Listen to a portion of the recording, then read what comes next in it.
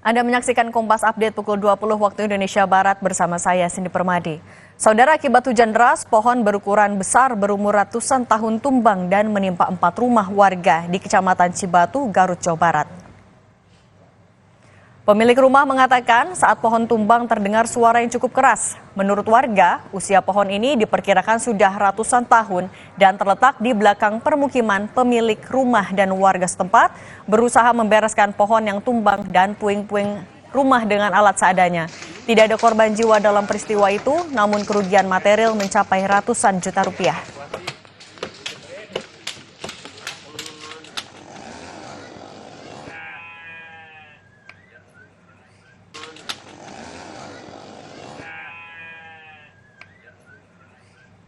Demikian Kompas Update, saya Cindy Permadi, sampai jumpa.